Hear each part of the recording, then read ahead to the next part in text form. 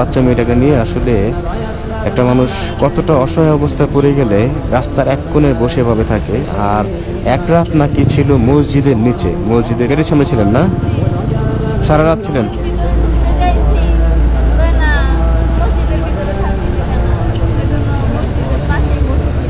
মসজিদের পাশেই।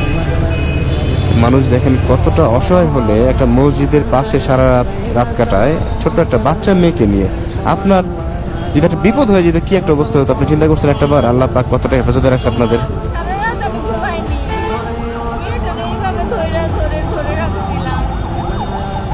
সারা রাত ঘুমান নাই?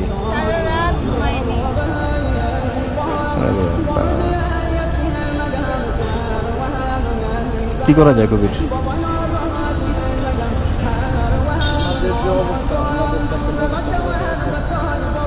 এভাবে তো বাচ্চা মানুষ আরেকজনের ঘরে আর কয়দিন থাকবে? ঠিক বলছো। আল্লাহ,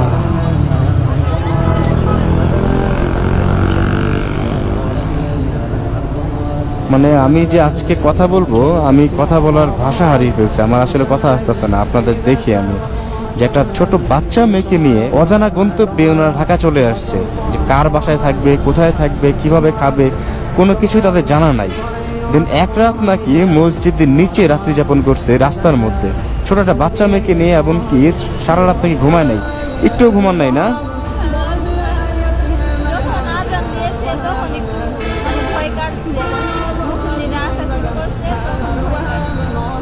ও মানে ফজরের সময় আজান দেওয়ার পর যখন মানুষ নামাজে আসছে তখন আপনার ভয় কাটছে?